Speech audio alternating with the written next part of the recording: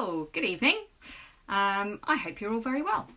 I'm Jennie Gow, although you possibly might know that because you actually logged onto this and it might say it. But anyway, it is Sunday evening. The race has just happened, the virtual race, obviously. But I was fighting to put my little person to sleep. So she is now in bed, which is great, but I have no idea what happened. So you guys can fill me in and that would be amazing. And I can catch up on everything that happened in the virtual race. Was it a good one? I hope so. The penultimate virtual race of this lockdown series before we actually get back to real racing, hopefully. And won't that be a joy? I think I'm getting to the point now where I'm just like, come on. There have been people watching all sorts of racing as well, which I love. So people that have never watched IndyCar or NASCAR have given it a go just to see kind of what they felt about it. And yeah, it's been nice to have some action back on track, hasn't it? Oh, George Russell won again. He's quite good at this, isn't he? I suppose he's got a lot of time to spend just kind of practicing and doing that sort of thing. He, Charles Leclerc, Alex Albon, all of those guys, Lando Norris, they've been a brilliant breath of fresh air, and it's been one of the high points. I was speaking to somebody midweek actually about this, saying just watching them and watching a genuine friendship, I suppose, re-emerge. Because they were friends, then they get into karting, and then it all gets a bit crazy, and F1 kind of takes over your life. But it's been lovely just watching them get on and have fun and dress up as bananas. So yeah, good stuff. Andrew Ship, hi from Australia. Bedtime? Oh, wow, drink to that. Bedtime in Australia? Surely that's not right, because it's almost bedtime here. I've no idea what you're doing, but it sounds fun. I'll be drinking tonight. Wine? I don't know. It's been one of those weekends. But it has been good. Right. Tatiana Calderon is joining us today. I'm delighted that she is coming on. So if you've got any questions for her, down at the bottom you'll see a little question sign. Use that and then the question pings up on screen and it makes it look like we're proper professionals and all that stuff. So that's always good to do. She is a fabulous lady. She's been racing for quite a long time now, and this year she's going to break out and try something a little bit new, going over to Super Formula in Japan. So plenty to talk to her about, and it's been a relatively quiet week, I feel like, in the world of Formula One news. So not a huge amount bubbling along there, but I'm sure we can pick her brains about the new regulations and see what she feels about those. And most importantly, she is, well, from my point of view anyway, she is doing the virtual Le Mans. So that's going to be really interesting. That's next week. And she's been practicing already. So I think without further ado... Oh, if you've got questions for me, by the way, fire away. They don't just have to be for Tatiana. So always happy to try and answer them. And the most asked question at the moment seems to be, are you going to the first race? Lots of people want to know what the plans are. And I'd love to fill you in, but nobody actually knows yet. I think... it's an overused saying, isn't it, that it's a fluid situation, but it really is. The world 2 weeks ago felt a bit different from the world now, so we'll just wait and see what they say. We think there are going to be some decisions this week coming about who will be there, but it certainly won't be every journalist under the sun. There'll be a lot of people working from home.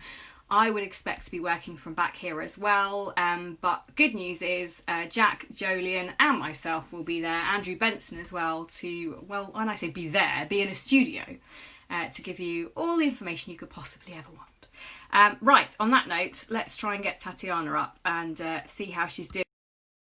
All the practicing, or if she's absolutely fine. Fingers crossed, as if by magic she will appear. There she is! Hi, Jenny. How are you? How are you doing? All good, and you? How are things over there? Yeah, crazy, but fine. Yeah, Now, same here. Where are you?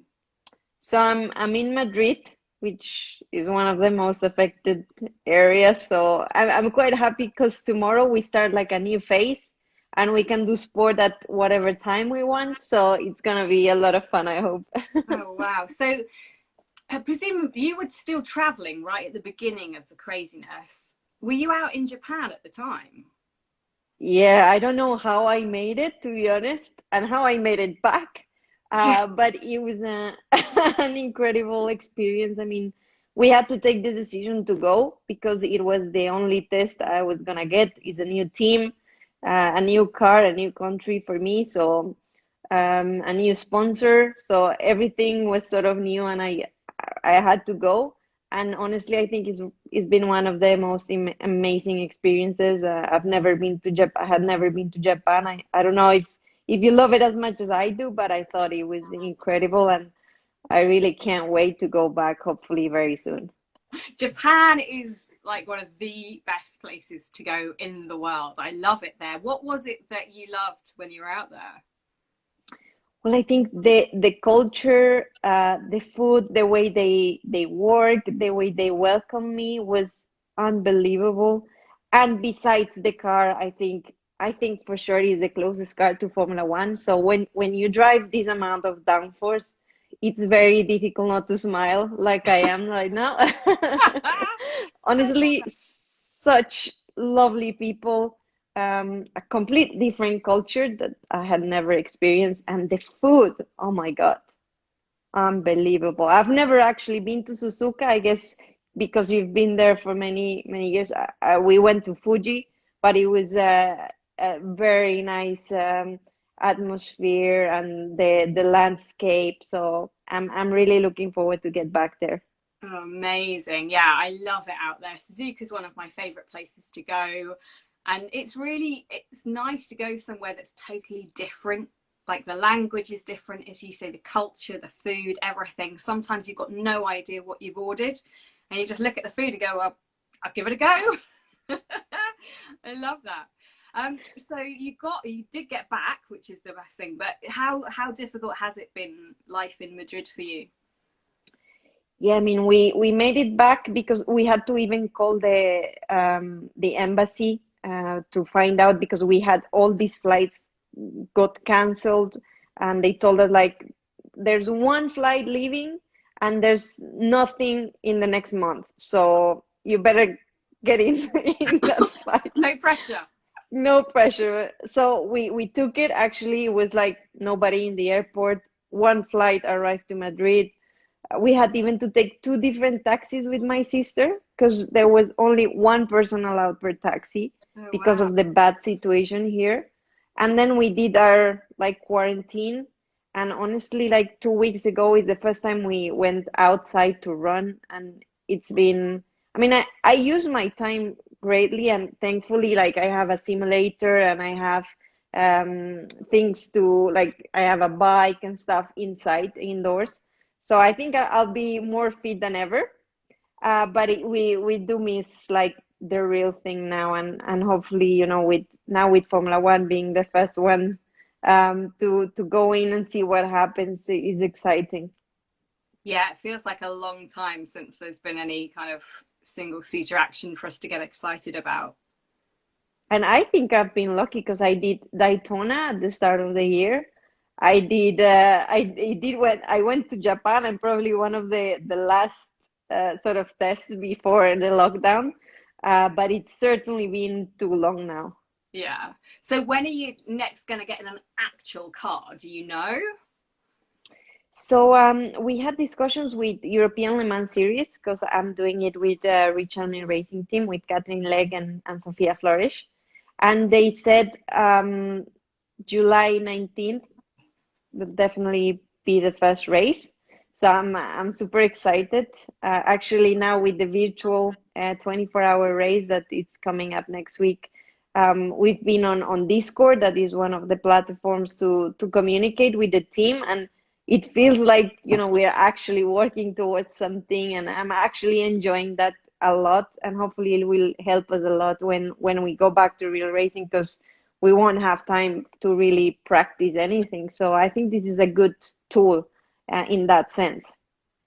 It's certainly surreal watching kind of the list of all the competitors come out for the virtual Le Mans, because I mean, you're going to be racing the biggest field and the best drivers I've ever seen in any sim race of all time. I was thinking, imagine if they could actually get all these drivers to compete there. I mean, today, because we had to do like 10 laps to qualify each driver, we had a 6 hour race. Our game crashed, but okay. We did the laps and everything. And then you see like, okay, the car ahead is Jenson Button, uh, or Fernando Alonso. So it's Juan Pablo Montoya. It's incredible. I think that that's one of the good things that this quarantine and sim racing has brought, and is to really be able to compete with such names. I've also competed in the All-Star Rocket races, and you see Bruno Spengler and multiple champions of anything doing the same as you with the same setup. So it's actually quite nice to get the opportunity to do that. It's strange though, there still don't seem to be that many females even just doing sim racing. There's nothing, apart from the fact that it's, you're sitting in a room on your own for a lot of the time, there's nothing to stop females from competing on a totally equal level in sim racing, is there? Yeah, sadly, that's the case. And I'm in the FIA Women in Motorsport Commission, and certainly, now that times have changed, and this we're gonna have to, like, these events of there to be different as well.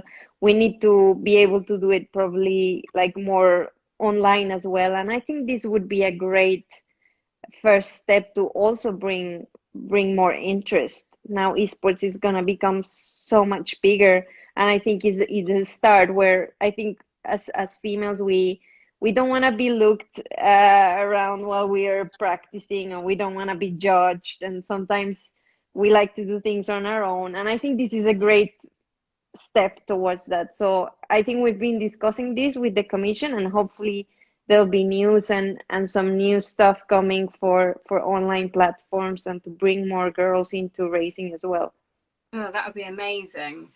I mean, how important is that side of what you do to you, and bringing on another generation of future generations into motorsport?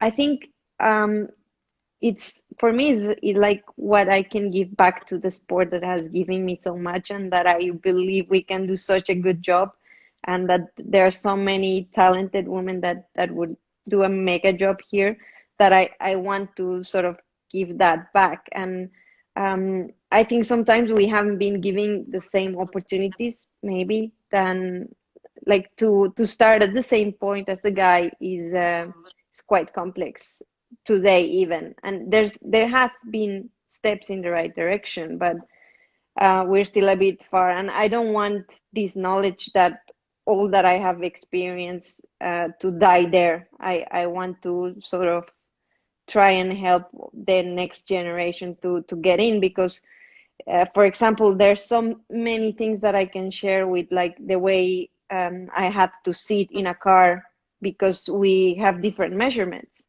Like we have longer arms, and our feet are smaller, and there are some really small details that you need to do to be able to go quick, and to not be stopped by like a physical strength.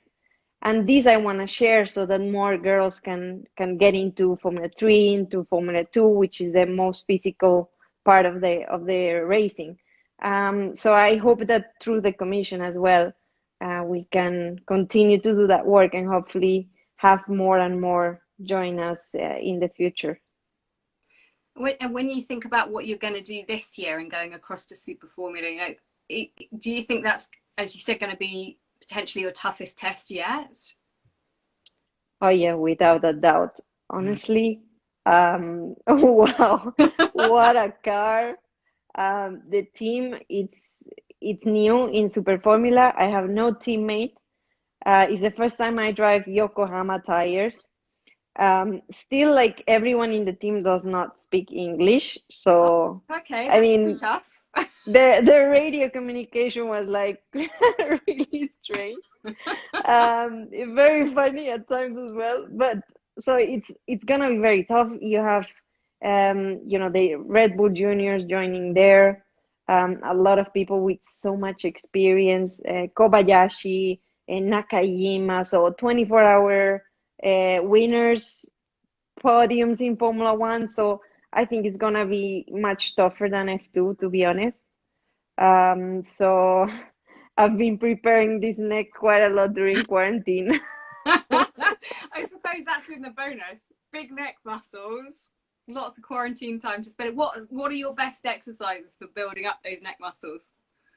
Well, actually, since 2 years, I bought a machine with lots of weights, and I just sit there, and there's something I have to push here, and you just add weight, and I change the sides, and this I've been doing so much. I've never been so long in my house, so I feel like it has grown quite a lot. So I'm quite happy, and I'm looking forward to test and see if I need to sell the machine next time or if it's actually working.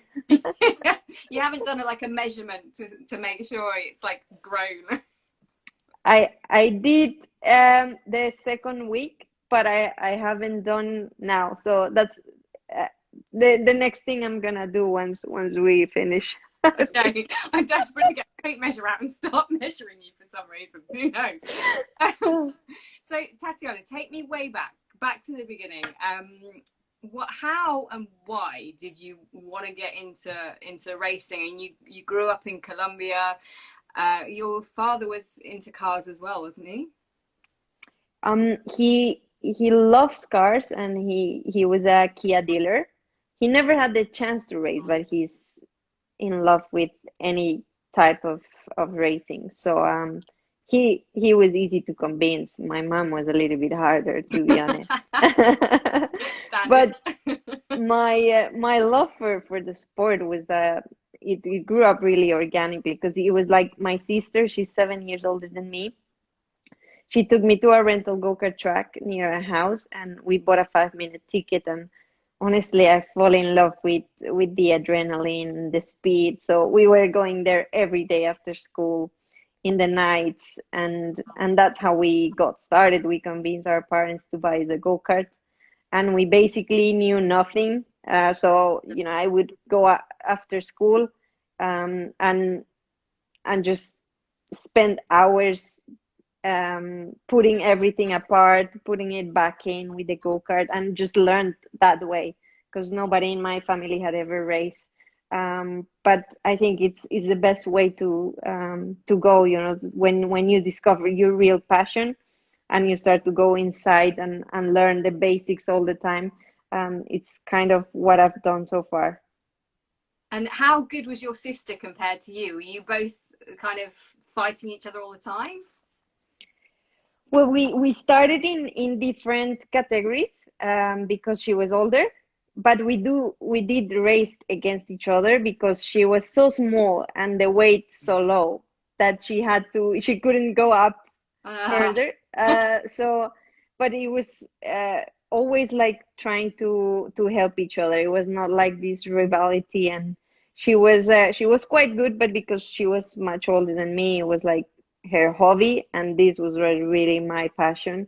And thankfully now she's also involved. She's not racing anymore. I took all the budget, but she's my number one at everything. So she manages me. She travels with me around the world, and it's really nice to share the same passion with her. So I'm very lucky to have somebody so close with me.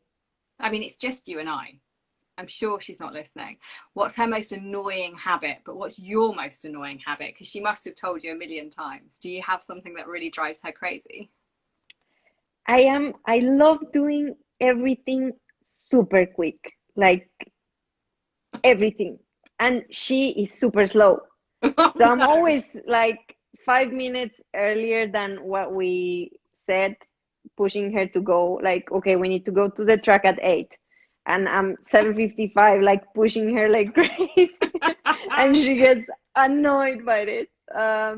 So we fight because of that most of the times. So I know she wants me to take things a little bit slower. It's not in your nature. We know that. And No. tell me, what was it like growing up in Colombia? Because you were in Bogota, so it must have been kind of had its moments. Yeah, I think obviously it was a tough time, but honestly, I can't remember that being it that bad. I know, for example, there are many tracks in Colombia for karting, but we couldn't go to them because it was a big risk to travel by car, particularly. So we had to stay in Bogota, and we have two tracks there. So we were just alternating and racing one side and the other side and cutting half of the track to make it different. Um, but after I think the last couple of years and the last couple of years I raced go-karts, everything was really back to sort of normal. And also I think it also helped for the sport that Montoya and his dad they brought like a category back to Colombia, and that's where I started. So I'm a big fan of Juan Pablo.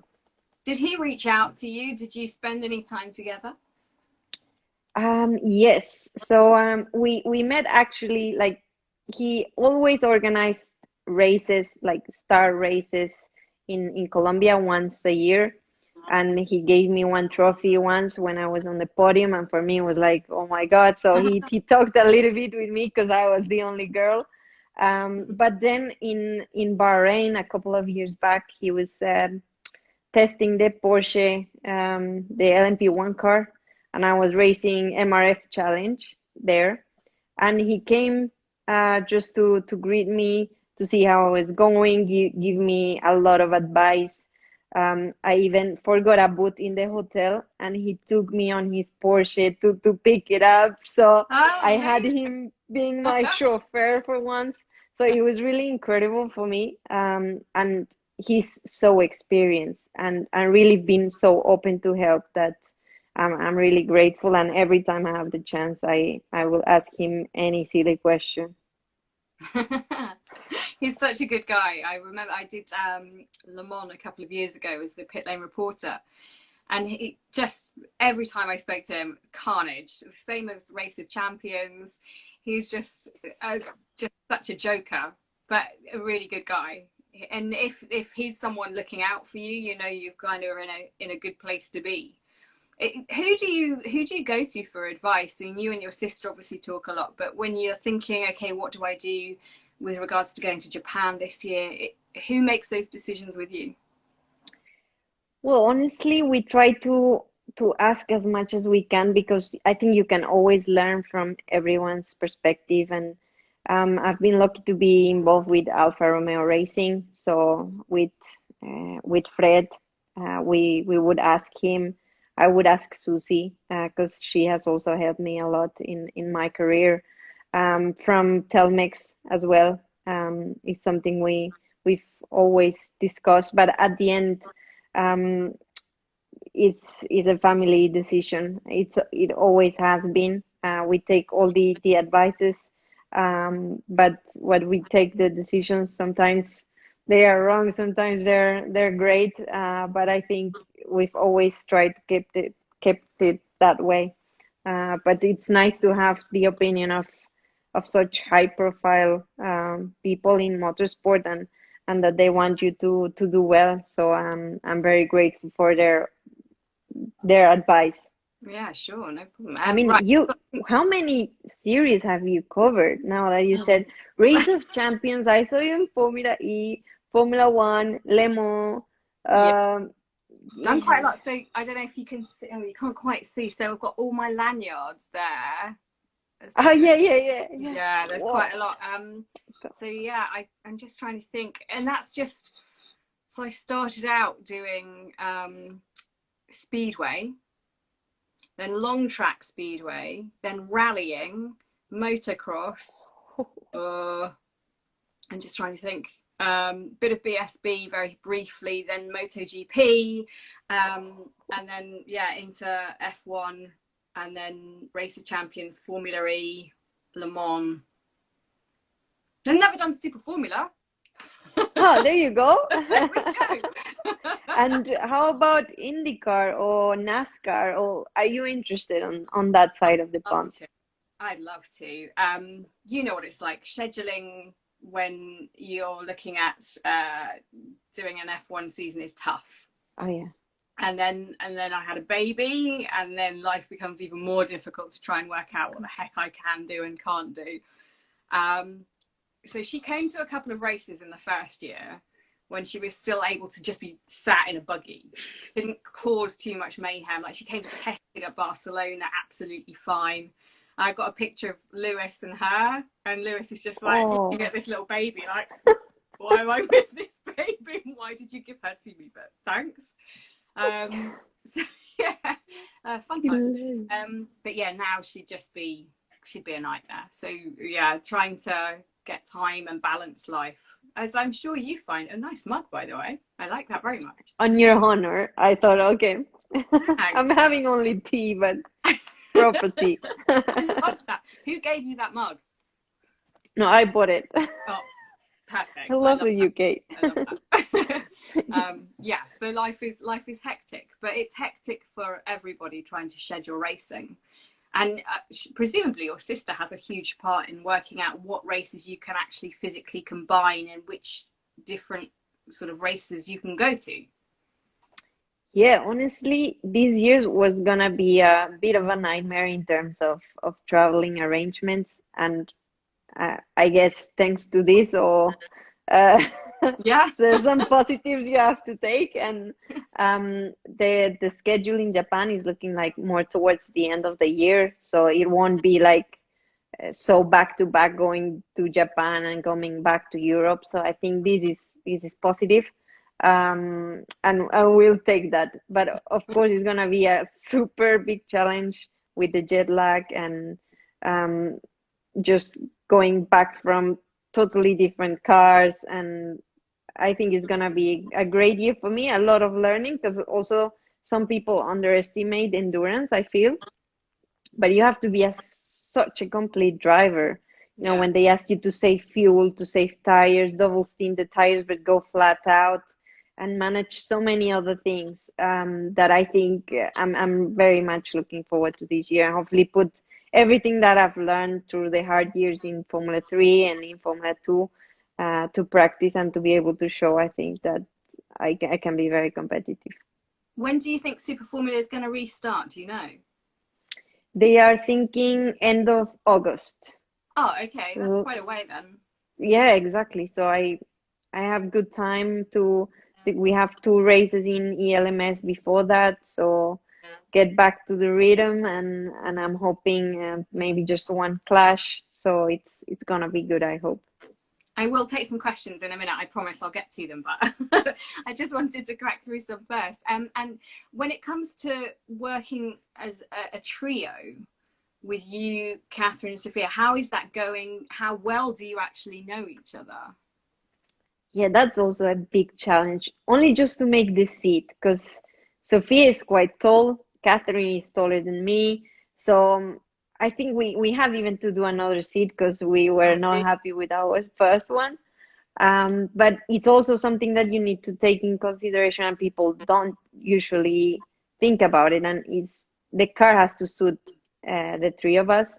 I think we have a similar style, so we hate understeer, which is at least good, because if one loves understeer, then we're screwed. I only know Catherine from Daytona and a couple of tests we've done, and we get along so well that really is a pleasure to work with her. With Sophia, I know her a little bit less, but she comes from same background as me, so I think that's really good that we can help each other, and to just change that mentality from single seaters where you're very selfish, you want everything, you don't share with your teammates sort of your tricks, and to change the mentality and help each other, because at the end, if you want to win, the three of us, we need to be quick and comfortable. So it's also a nice atmosphere that I never thought would be so different, but I enjoyed it so much in Daytona that I can't wait for this different type of racing as well. And to combine both is gonna be very interesting for me. And do you mind when people inevitably come up to you, journalists, media, fans, whoever it may be, and say, "Oh, you're the all-women team"? Do you stand proud of that, or do you wish sometimes people would just say, "Yeah, we're another team of racing drivers"?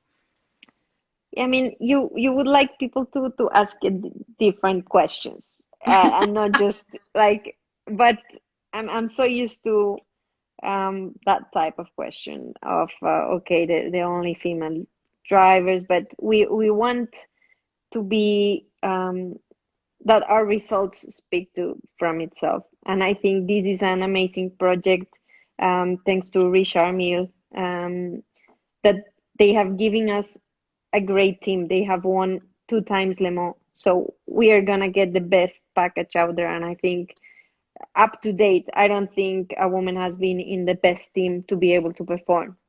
And right now they're giving us that chance. So we are very curious to see how we get on.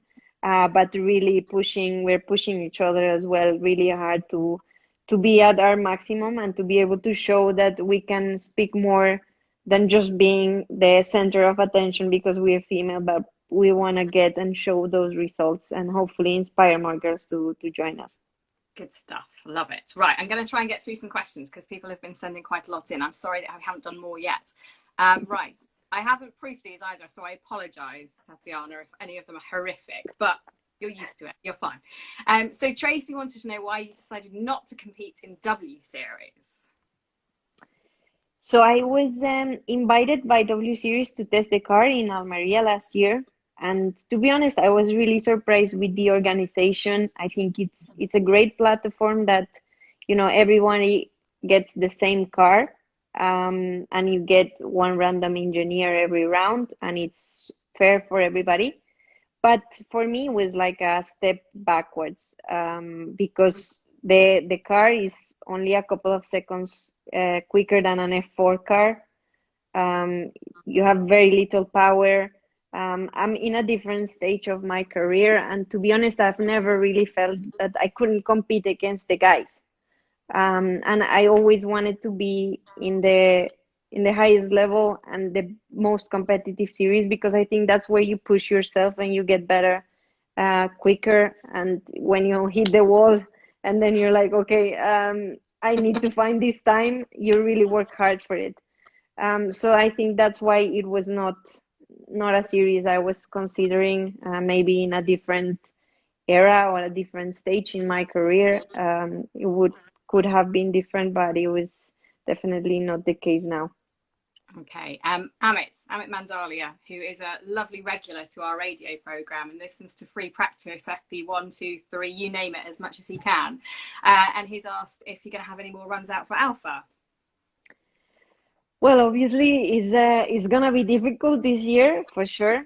We need to see. Of course, I would love to, and as a test driver, hopefully there'll be a chance, but it's too soon to know right now. Okay, right, let's crack through some more of these. Hang on, here we go. Another one from Amit as well, because this is a good one. Differences between F2 and Super Formula cars. And I'm going to ask you another question about this in a minute after I spoke to George Russell the other day. I'll let you answer this one first, though. Okay, I'm curious. So I think Super Formula is much lighter, has much more downforce. The tires are very different in the way you need to drive it because it's like Pirelli is more V-shape, and this you can carry much more minimum speed with Yokohama. And also another difference, the power. I think Super Formula has a bit more power, not DRS, but we have an overtake button. So I think it's very interesting, and you can modify more things because it's a war between Honda and Toyota.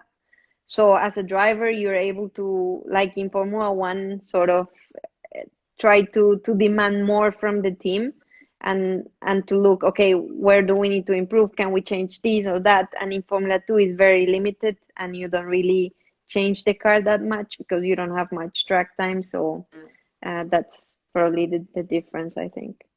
Okay, so when I spoke to George Russell, actually, it was kind of at the beginning of lockdown almost.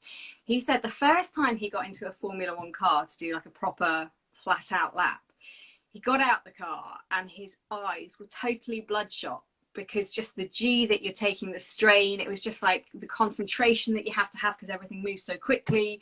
So I just wondered if you'd had any experiences where you got out the car and were like, oh my goodness, and what it felt like for you the first time you got in an F2, F1 and a super formula car. That's a lot of cars, sorry. For me, I mean, it was a shock because I went from GP3 or the World Series car to Formula One straight away and to the big car. So I didn't do the V8 first. I did the 2018 car straight away, and it was and the first thing Fred says the weekend, because he was not staying for the test, is like, bring the car back in one piece. So I was like, okay, no pressure, don't worry, No I'm not gonna pressure do at all. anything. Plus, I had like, I don't know how many cameras in the garage before I went out, so it was a big day for me. But the speed, I mean, you don't really know where you brake because you don't see the boards. They come at you so quickly. It's unbelievable. I mean, I wish more people could feel what a Formula One car is. The lower back, I had a lot of pain the day after, Yeah. because of the G-forces, the brake. So it was shocking. And I have to say, Super Formula was another wake up of, okay, because I drove that car 2 years ago, and to now drive it this year was like, okay, the amount of downforce, the neck muscles, um, yeah, a lot of mental capacity you need to have to drive one of those cars. Yeah, it seems like it's properly full on. And people say that about the Formula E car as well, that there's just so much going on, so much to mentally think about that you're exhausted afterwards, not from the physicality of it, but just from having to process so much information. Yeah, and also like because I tested the Formula E car as well for Tichita, and there are some things that don't come naturally to you. There's nothing that you would do in a different single seater, and the way you regenerate that energy, and the way the brake is different like every lap because it depends on how much energy you're recovering. Like for example, you start the race with a full battery, and so the brake feels completely different to halfway through the race. So you need to be able to adapt really quickly, and you have so many beeps and things on on your earpieces, so many things to do that it's very complex. And actually, I was really surprised by how how incredible the technology is in Formula E, the level of drivers. I had so much fun, the level of the engineers. Honestly, it's a series I would love to do one day as well. And I Ah, think is a future, but is also demands so much of you mentally to be able to cope with so many things at the same time, and in the really small circuits where you cannot do one mistake because you are in the wall. So it's very complex series. so what do you have like a long-term plan that you aim towards? I mean, F1, is that still the dream, presumably? Yes, I still I still wanna go to Formula One, of course, but I think there are many ways in which you can arrive there, and you need to wait for the right moment to get in there. So at the moment, and considering everything that we are living at the moment, it also made me realize that we need to enjoy the day by day, the race by race. I have the opportunity to race European Le Mans Series and to do Super Formula. I'm gonna enjoy that and see where that brings me. Because sometimes we put a lot of pressure on ourselves and expectations, and we want to be there now, and it's maybe not the time. So Um, the goal is still the same, but I would love to do so many other series. I love uh, trying different cars and being in a racetrack every weekend if possible. Clearly, it shows. Right, another question for you. Here we go. Can we expect to see you on the next virtual GP for F1? I wasn't aware that there was another one. I thought it was the last one. I think there's one more. One more. I'm guessing it's in 2 weeks' time. So this was the penultimate one. Yeah, we're gonna, I think, see one more. But clearly that probably indicates no would be the answer to the question. Well, I think it depends a little bit on Alpha because we talked at the beginning, but I had no simulator, and then obviously Antonio is there. I think he's been having issues with his game. It Seems crashes like all most the of them time. have. Yeah, exactly. So who knows if he gets tired? Hopefully, I can be the replacement. Okay, we'll keep our fingers crossed for you. There we go. Canada is the next one, says Amit. I told you, he's just got all the knowledge. Of Now, course. this one, Becky wants to know, what is your favourite food? Oh, Becky, she sends me some incredible presents at Ah, home. She's a super nice and sweet girl. So my favorite food actually I love Italian. oh, you So moved to the wrong country then. Jesus. Although I tried the eel, have you tried eel in Um, Japan? yes, once. And Did you did you like like it? it? So I only eat fish. I don't eat any other meat. So for me, it was a bit meaty. It was like, oh, Okay. okay. My husband loved it, if that counts for anything. Yeah. I don't eat meat like red meat and I try to limit my chicken but I do eat fish and I was surprised. I mean the place where they took us was like you think like oh my God, but it was delicious, delicious. I will take you Okay. when you go cover Super Formula. It's near Fuji, so I have the place. Oh, Fuji, I will always remember. This is a random story for you. We took the train and it stopped at the Fuji station as we were going in between. We must have been going from Tokyo down to Suzuka, I suppose. And we were desperate for a drink and we couldn't find one on the train. So we thought, okay, well, we can see a vending machine on the platform in Fuji. We didn't know how long the train was going to stop for, but we did have some money. So we thought, okay, let's leg it out. There were three of us, we sent one. Leg it out, we'll hold the doors. I don't even know if you can do that in Japan. We'll hold the doors, run to the vending machine, put money in the vending machine, get out a lemon drink that we could all share because we were gasping, run back in. Did it work? No, not at all. I mean, we didn't even get to the vending machine before we just freaked out back on the train. And we were still there for a minute, but none of us had the balls to do it. So we were just looking at this vending machine going, really thirsty. Oh So that's my my God. experience of Fuji. It's not the But greatest story. at least the three lost the train sort of. Yeah. Okay, you didn't leave somebody. No. Okay, Yes, to that is communicate there is difficult. the first rule of covering F1 is you never leave anybody behind. You've got to all stay together when you can. Club's different, but when you're traveling, it's messy. Right, let's get a couple more questions and I'm going to let you go because I know you're going to be busy. But lots of people have asked this question.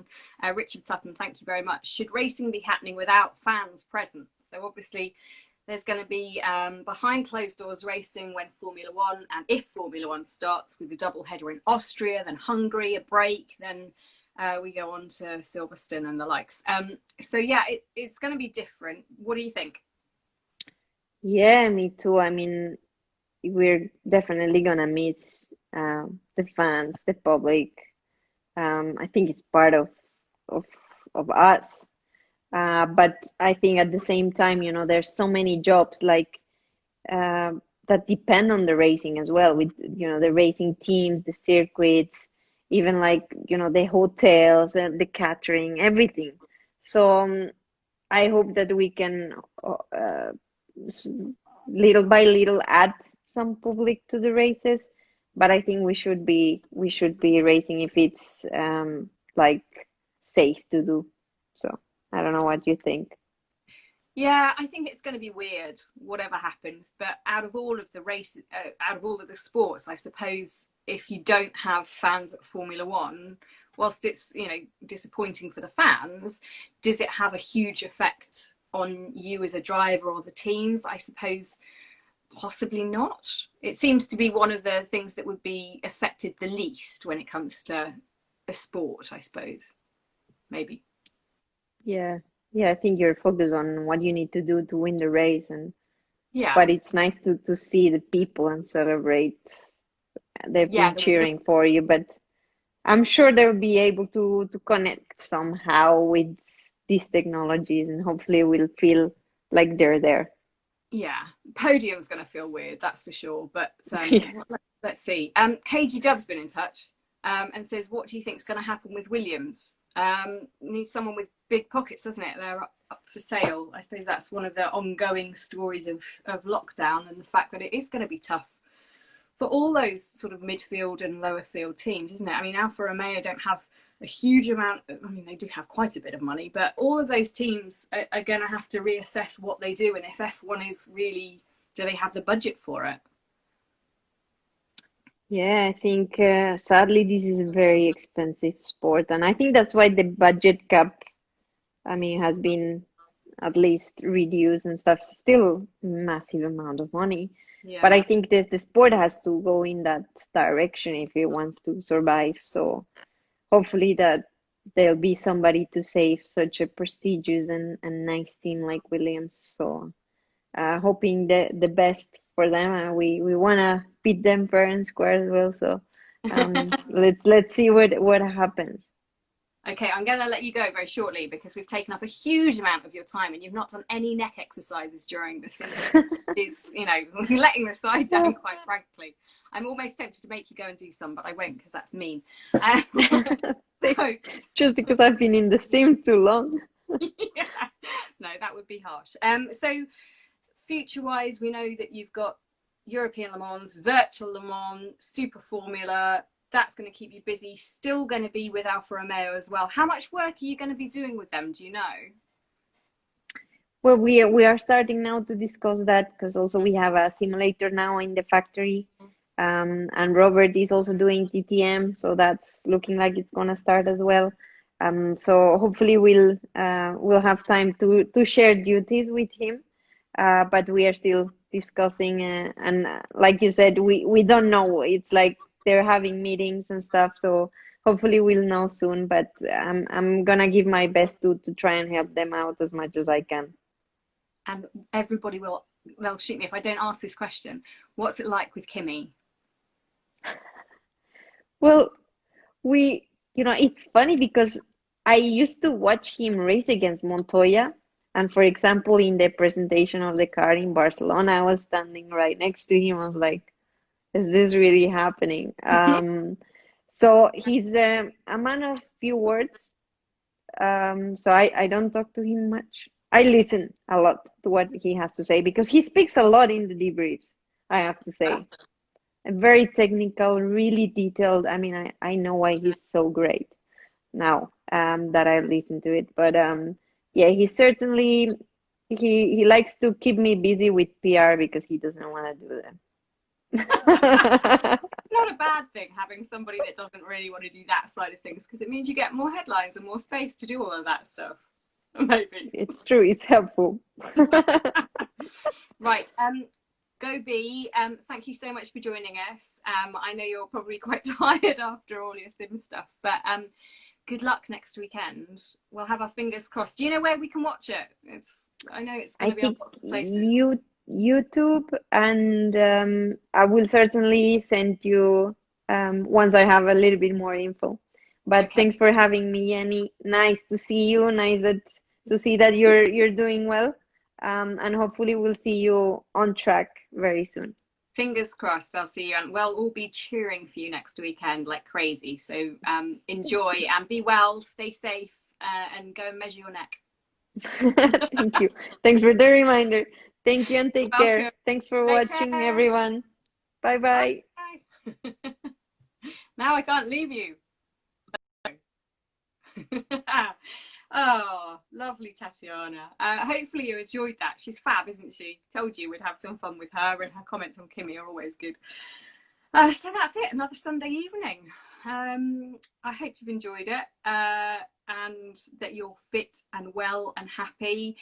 And I hope, I know we're talking a lot about F1 without fans being at circuits, but I know so many of you sometimes haven't even been to a track in your entire life. So will it be different? Of course it will.